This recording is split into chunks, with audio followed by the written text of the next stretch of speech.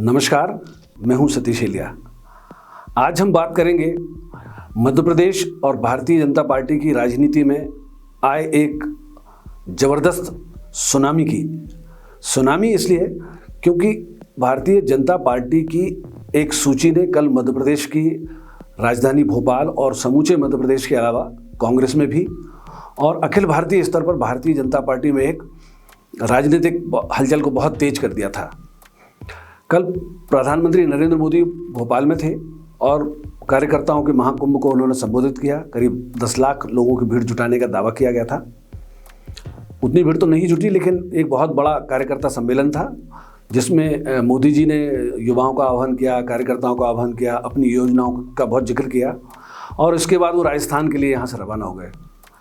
शाम को उन्होंने भारतीय जनता पार्टी का जो राष्ट्रीय मुख्यालय है उसमें पंडित दीनदयाल उपाध्याय की प्रतिमा का अनावरण किया। कल दीनदयाल जी की जयंती भी थी और जिस वक्त ये कार्यक्रम चल रहा था लगभग उसी वक्त एक सूची जारी हुई मध्य प्रदेश में भारतीय जनता पार्टी के 39 विधानसभा चुनाव प्रत्याशियों की। प्रत्याशी तो सामान्य तौर पर घोषित होते हैं। भारतीय जनता पार्टी एक सूची पहले भी जारी कर चुकी है, खास उन सीटों पर जहां वो पिछला चुनाव हारी थी। लेकिन इस सूची में ऐसा क्या था जो इतनी तेज हलचल हो गई? उसकी वजह यह थी कि इस सूची में 7 वर्तमान सांसदों को भी विधानसभा का उम्मीदवार घोषित किया गया है और उनमें से 3 तो केंद्रीय मंत्री हैं, नरेंद्र सिंह तोमर, प्रहलाद सिंह पटेल और फग्गन सिंह कुलस्ते। और चौथा उसमें जो चर्चित नाम है वो कैलाश विजयवर्गीय का है। कैलाश विजयवर्गीय भारतीय जनता पार्टी के राष्ट्रीय महामंत्री हैं, जैसा कि हम सब जानते हैं, और मध्य प्रदेश में बहुत लंबे समय तक मंत्री भी रहे हैं। शिवराज सिंह चौहान के मंत्रिमंडल में भी, बाबूलाल गौर के मंत्रिमंडल में भी और उमा भारती के मंत्रिमंडल में भी वो रहे हैं। लगभग इसके पहले की उनकी राजनीति, इंदौर में वो मेयर रहे हैं, बहुत चर्चित मेयर वो माने जाते थे।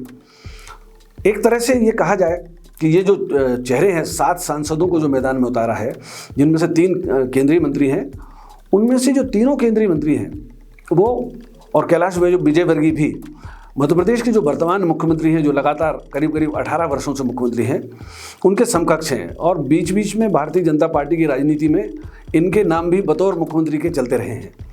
तो सवाल ये है कि क्या मुख्यमंत्री शिवराज सिंह चौहान का चेहरा इस बार चुनाव में घोषित नहीं किया है भारतीय जनता पार्टी ने अभी तक, और पार्टी के जो राजनीतिक रचनाकार कहे जाते हैं या चुनावी रणनीति के जो प्रमुख चेहरा माने जाते हैं अमित शाह, वो भी एक तरह से इसको उन्होंने घोषित नहीं किया। उनसे बार बार पिछली बार जब वो आए थे मध्य प्रदेश तो पूछा भी गया था क्या शिवराज सिंह चौहान चेहरा होंगे, तो लेकिन उन्होंने इस पर हामी नहीं भरी थी। तो ये सवाल तो था लोगों के मन में कि कौन मुख्यमंत्री बनेगा, शिवराज सिंह चौहान के ही नेतृत्व में भारतीय जनता पार्टी जाएगी चुनाव में या नहीं जाएगी। लेकिन जब ये नाम घोषित हो गए हैं तो लोगों को अब ये लगने लगा है कि क्या भारतीय जनता पार्टी एक सामूहिक नेतृत्व के या सब एक पार्टी के नाते ही चुनाव में जाएगी। मैं आपको बहुत पीछे ले जाना चाहता हूँ। 2003 में जब भारतीय जनता पार्टी ने कांग्रेस के 10 साल के शासन के खिलाफ एक चुनाव अभियान चलाया था, तो उस वक्त पार्टी में ये बहुत पसोपेश था कि किसी को मुख्यमंत्री का चेहरा घोषित किया जाए या नहीं किया जाए। और बहुत आंतरिक विरोध के बाद बहुत बाद में मुख्यमंत्री के चेहरे के तौर पर उमा भारती का नाम घोषित किया गया था। हालांकि प्यारेलाल खंडेलवाल जैसे स्टॉलवर्ट नेता भारतीय जनता पार्टी के इसके पक्ष में नहीं रहे थे और मैंने उस वक्त उनका एक इंटरव्यू किया था जिसमें उन्होंने साफ तौर पर कहा था कि मैं इसके पक्ष में नहीं हूँ। खैर, उनके नेतृत्व में चुनाव हुआ और पार्टी बहुत ज़बरदस्त जीती। लेकिन बाद के जो चुनाव हुए हैं 2008, 2013 और 2018 का जो चुनाव हुआ है, भारतीय जनता पार्टी ने मुख्यमंत्री शिवराज सिंह चौहान के चेहरे को आगे रखकर चुनाव लड़ा और सीटें लगातार कम होती चली गईं और पिछले चुनाव में भारतीय जनता पार्टी को सत्ता से बाहर होना पड़ा था। अब शायद पार्टी इस रिस्क को फिर से नहीं उठाना चाह रही है और इसी वजह से अलग अलग क्षेत्रों के नेता, नरेंद्र सिंह तोमर हैं, अब हम जानते हैं ग्वालियर चंबल अंचल से वो आते हैं, कैलाश विजयवर्गीय मालवा अंचल से आते हैं, प्रहलाद पटेल बुंदेलखंड अंचल से आते हैं, महाकौशल भी उनके उनके प्रभाव क्षेत्र में है, वहाँ से आते हैं, फग्गन सिंह कुलस्ते आदिवासी हैं और लगातार एक आदिवासी चेहरे की तरह भाजपा उनको प्रोजेक्ट करने का प्रयास करती रही है। तो कुल मिला के ये जो चुनाव है अगला, भारतीय जनता पार्टी 2024 का जो लोकसभा चुनाव है उसके मद्देनज़र 2023 को भी उसी तरह से लड़ना चाह रही है, ऐसा मेरा आकलन है। अब सवाल ये है कि अन्य सांसदों को भी टिकट दिए गए हैं, जैसे होशंगाबाद के सांसद जो हैं राव उदय प्रताप सिंह, उनको भी मैदान में उतारा गया है। गणेश सिंह सतना के जो सांसद हैं उनको भी उतारा गया है। सीधी की सांसद जो हैं रीति पाठक, उनको भी मैदान में उतारा गया है। और राकेश सिंह जो भारतीय जनता पार्टी के अध्यक्ष भी रहे हैं, वो जबलपुर से सांसद हैं और उनको भी विधानसभा का चुनाव लड़वाया जा रहा है। दूसरी एक और महत्वपूर्ण बात है कि कैलाश विजयवर्गीय विधानसभा से उन्होंने पिछले चुनाव में प्रत्याशी नहीं बने थे और अपने पुत्र को उन्होंने एक तरह से उम्मीदवार बनाया था, अपना उत्तराधिकारी एक तरह से बनवा दिया था। उनके पुत्र विधायक हैं, इसके बावजूद अब कैलाश विजयवर्गीय को प्रत्याशी बनाने का मतलब है कि उनके पुत्र को अब पार्टी टिकट देने नहीं जा रही है। तो कुल मिलाकर मध्य प्रदेश भारतीय जनता पार्टी के प्रत्याशियों की जो दूसरी सूची आई है उसने भारतीय जनता पार्टी में तो हलचल मचाई है, कांग्रेस के भीतर भी एक हलचल मचा दी है, क्योंकि कांग्रेस लगातार शिवराज सिंह पर अटैक कर रही थी। शिवराज सिंह चौहान के कार्यकाल को लेकर, उनके कार्यकाल की नाकामियों को गिनाकर या उनके खिलाफ लगातार अभियान चलाकर वो चल रही थी। लेकिन अब उसके सामने एक संकट ये होगा कांग्रेस के सामने कि वो एक साथ कांग्रेस एक तरह से मध्य प्रदेश के स्तर पर सामूहिक नेतृत्व के आधार पर चुनाव मैदान में जाती हुई दिख रही है।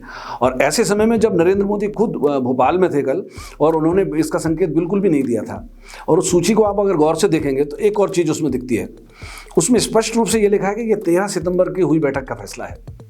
इसका मतलब है कि भारतीय जनता पार्टी में सीक्रेसी को रखने की जो ताकत है वो कितनी ज़बरदस्त है। 13 सितंबर के फैसले को 25 सितंबर तक एकदम गोपनीय बनाए रखना राजनीति में बहुत मुश्किल काम है।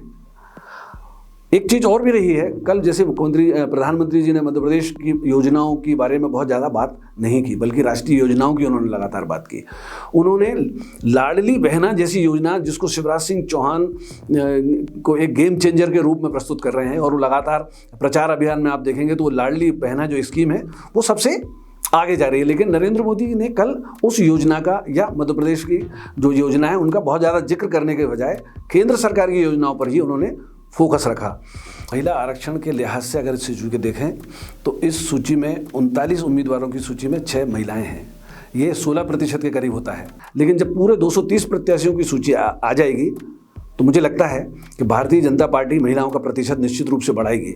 अगर वो 33% टिकट देती है महिलाओं को तो निश्चित रूप से दूसरे दलों पर भी एक तरह का दबाव आएगा। कुल मिलाकर कल की जो सूची है मध्य प्रदेश की राजनीति में, भारत की राजनीति में एक चर्चा का विषय रही, और खासकर कांग्रेस जो कि प्रमुख विपक्षी दल है मध्य प्रदेश में, उसके लिए तो एक नई चुनौती बनकर सामने आई है। इस सूची के बाद भारतीय जनता पार्टी में जो एक शिवराज सिंह चौहान का असंदिग्ध नेतृत्व जो था, उसको लेकर जो उनके समकालीन जो नेता हैं, नरेंद्र सिंह तोमर हैं, कैलाश विजयवर्गीय हैं, प्रहलाद सिंह पटेल हैं, उनका एक जो समर्थक समूह है, भारतीय जनता पार्टी इससे इनकार जरूर करती है कि हमारे यहाँ कोई गुटबाजी नहीं है, लेकिन इन नेताओं का अपना अपना एक आधार है अपने इलाकों में, और पेन मध्य प्रदेश स्थित है, पूरे मध्य प्रदेश के स्तर पर भी उनके समर्थकों की एक बड़ी संख्या है। लगातार हम देखते हैं सोशल मीडिया में भी वो चीज़ देखने में आ रही है कि लोग बहुत उत्साहित हैं। बहुत सारे जो निराश कार्यकर्ता भारतीय जनता पार्टी के अपनी निराशा अलग अलग माध्यमों से व्यक्त कर रहे थे, उनमें भी एक देखा जा रहा है एक उत्साह का माहौल।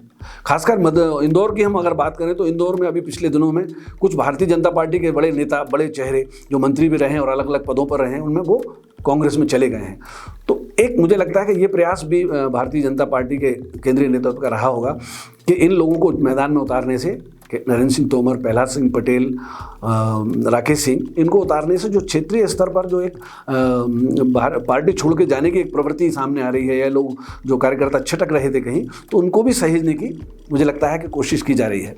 ये बहुत दिलचस्प होगा देखना कि भारतीय जनता पार्टी का मुख्यमंत्री का चेहरा अभी भी घोषित तौर पर शिवराज सिंह चौहान को किया जाता है या नहीं, या पार्टी एक सामूहिक नेतृत्व के रूप में चुनाव में जाएगी। निश्चित ही कल की जो सूची है बहुत चौंकाने वाली थी, और इसके परिणाम अब बहुत जल्द ही हमें देखने में भी मिलेंगे कि लोग किस तरह से उसको व्यक्त करते हैं, पार्टी में किस तरह से उसको लिया जा रहा है, और अभी कांग्रेस की प्रतिक्रिया किस तरह से सामने आएगी, ये देखना भी दिलचस्प होगा। आज के लिए इतना ही। नमस्कार।